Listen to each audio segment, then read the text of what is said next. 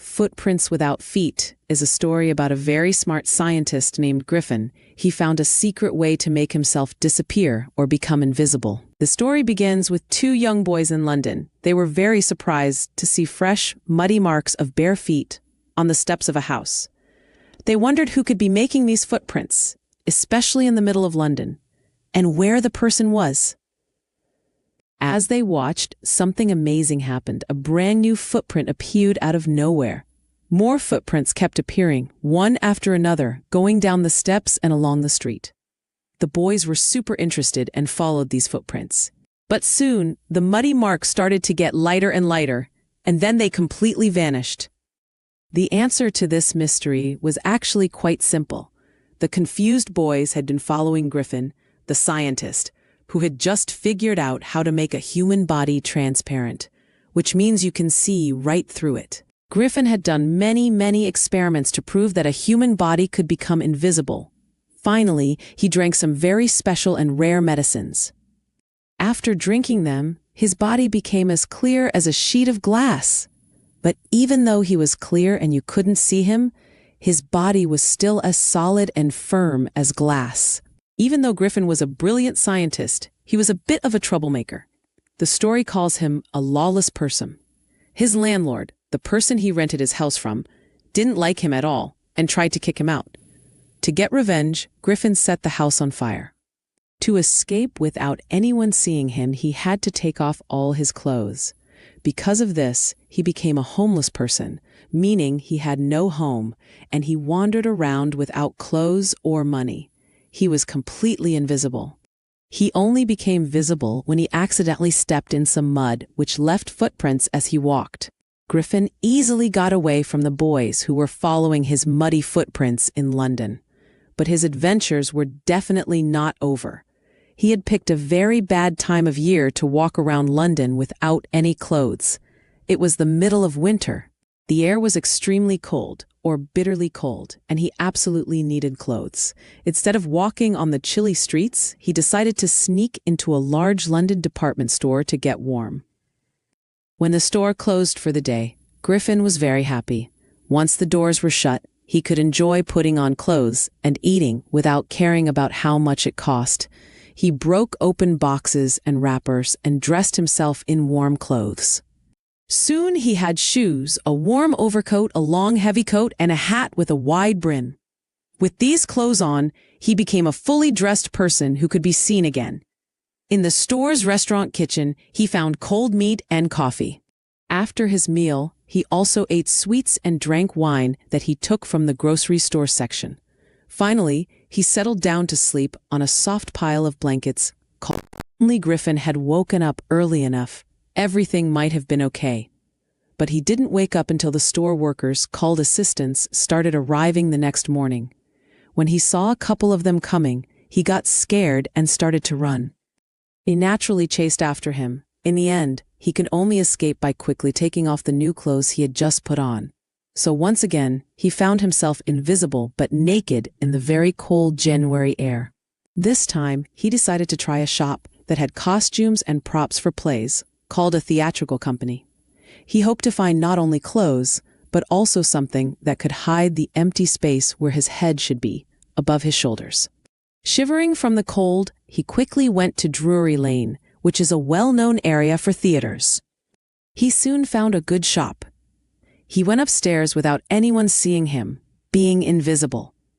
A little later, he came out wearing bandages wrapped around his forehead, dark glasses, a fake nose, big bushy side whiskers, hair growing on the sides of his face, and a large hat. To escape without being seen, he cruelly attacked the shopkeeper from behind. After that, he robbed the shopkeeper, taking all the money he could find. Wanting to get away from the busy and crowded city of London, he took a train to a small village called Epping. There, he rented 2 rooms at the local inn, which is like a small hotel for travelers. A stranger arriving at an inn during winter was already an unusual event. But a stranger who looked so uncommon, or strange, made everyone in the village start talking and gossiping. The story says it set all tongues wagging. Mrs. Hall, the landlord's wife, tried her best to be friendly with him, But Griffin didn't want to talk. He told her, "My reason for coming to Iping is a desire for solitude. Solitude means being alone." He added, "I do not wish to be disturbed in my work. Besides, an accident has affected my face." Mrs. Hall was okay with his strange behavior because she thought he was just an eccentric scientist, meaning a scientist with odd habits. Plus, he had paid her money in advance, so she was willing to excuse his weird habits and quick temper. However, the money he had stolen didn't last very long.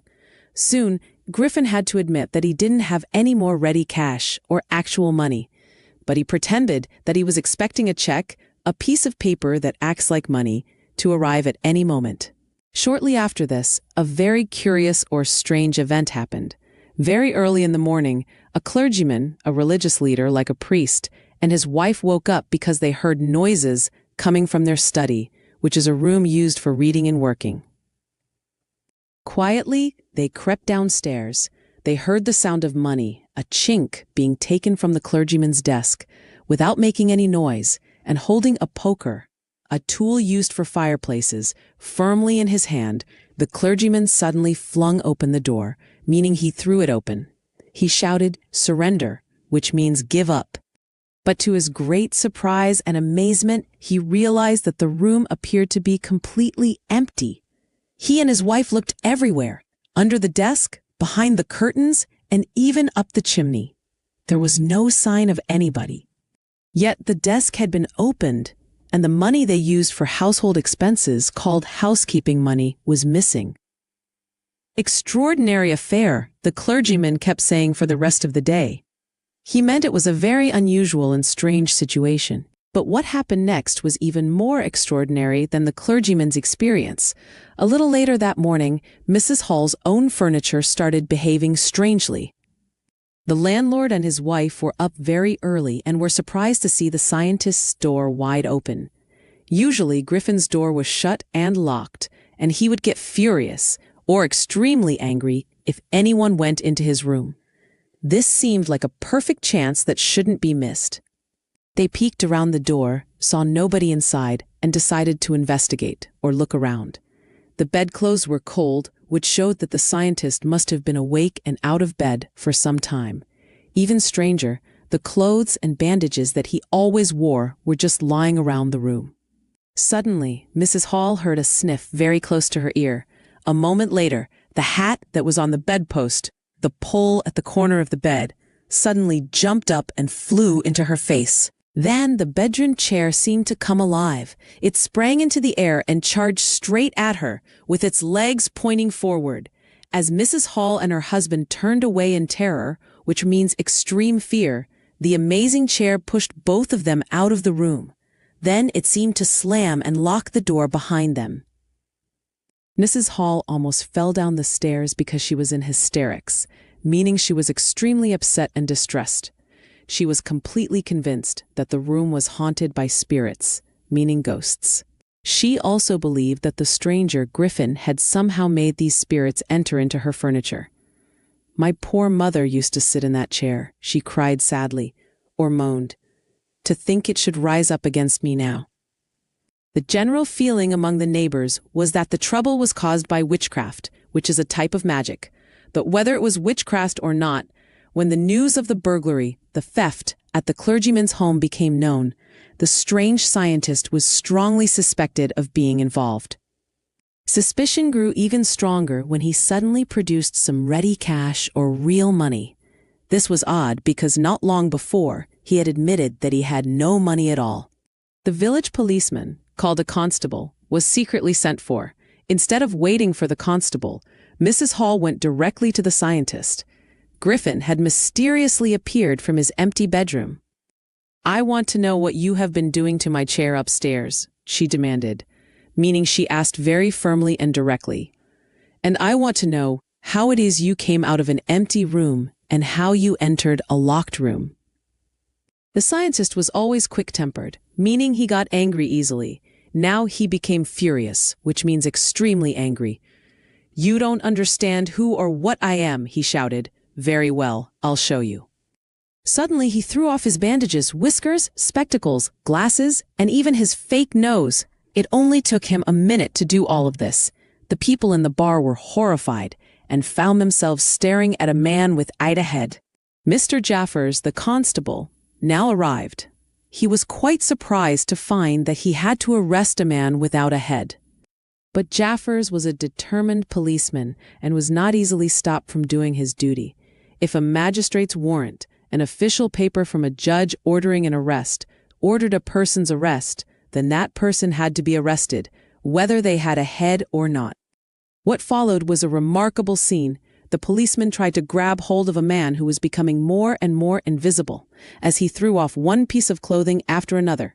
Finally, a shirt flew into the air, and the constable found himself struggling with someone he couldn't see at all. Some other people tried to help Mr. Jaffers, but they found themselves being hit by punches that seemed to come from nowhere. In the end, Jaffers was knocked unconscious, meaning he passed out, as he made a last attempt to hold on to the scientist he couldn't see. There were nervous and excited cries of "Hold him!" But this was easier said than done, meaning it was much harder to actually do than to just say. Griffin had shaken himself free, and no one knew where to grab him. The main idea, or central theme, of Footprints Without Feet is about how a great discovery can be used for bad things or misused.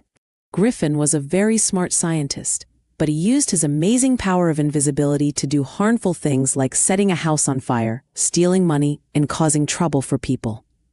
This story makes us think about whether it is right or wrong to use a powerful discovery, and how important it is for people to use their intelligence and power responsibly. The lesson is that smartness alone isn't enough. Good character and following rules are also very important. Like, share, and subscribe.